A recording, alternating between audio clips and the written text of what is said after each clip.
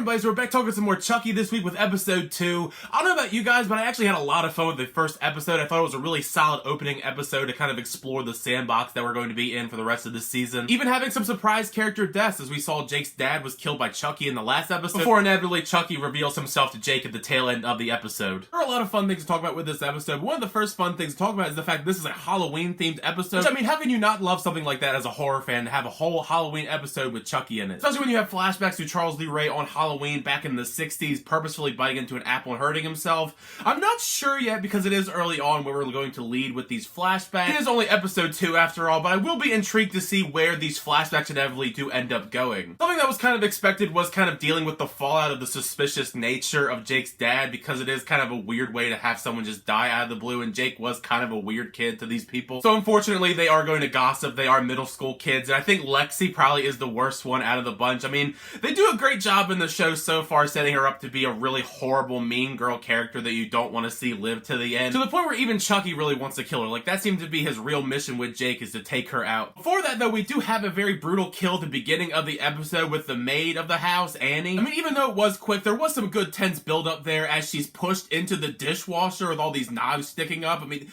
it was pretty gross, I'm not gonna lie, but it was a good kill. Intensified even more by Jake finding her after they get home from school. These poor detectives, they're still suspicious of Jake after the 2 mysterious deaths right around him and his family. Jake confronting Chucky about the incident, though, is hilarious because Chucky, of course, is going to deny doing anything. It's still early, but I am really liking the dynamic between Jake and Chucky so far, even if it is very obvious that Chucky is going to try and manipulate him in some shape or form, but I don't know the end game. Chucky even tries to relate to Jake a little bit more on a personal level, bringing up that he has a gender-fluid kid and he's perfectly fine with it, which I think is kind of a nice touch that we bring up Glenn because it has been a while. I do wonder if we're ever going to see Glenda ever again, just because it has been so long since Seed of Chucky, but it's nice that Chucky is now all for gay rights. He's not a monster in that sort of sense, at least as he says. He's a killer, of course, he's a serial killer, but, you know, he's all for the gays, so that's cool. Crux of the episode is the most entertaining, seeing Chucky veer off on his own to go try and find that party just so he can go try and kill Lexi. It's absolutely adorable to see Chucky go trick-or-treating and nobody suspects anything, of course. And Chucky is just there chilling, playing video games with Lexi's sister. I mean,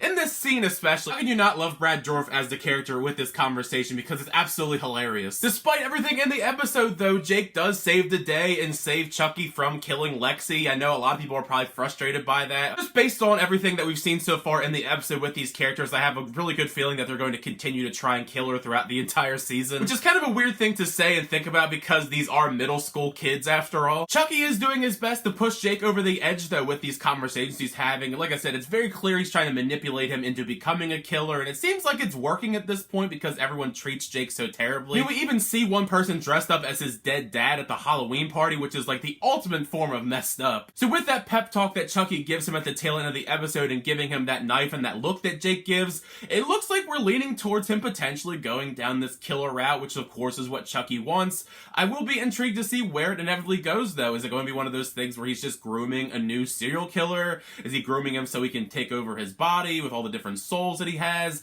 Who knows? There's a lot of potential there, especially because it's only episode 2 and we have 10 episodes in this season. But now you've heard my thoughts on episode 2, make sure you share your thoughts down below. What did you think of this episode of Chucky? Were you a fan of it, not a fan of it? Share all your thoughts down below in the comments section. Also share any theories you may have for what's to come, because I think things are going to start getting really crazy in the next couple episodes. As always, thank you guys so much for checking my reviews. I really do appreciate it. Make sure to like on the video and also subscribe if you havenent already so you update my reviews, reactions, unboxings, and more. But the next time, I'll see you guys later.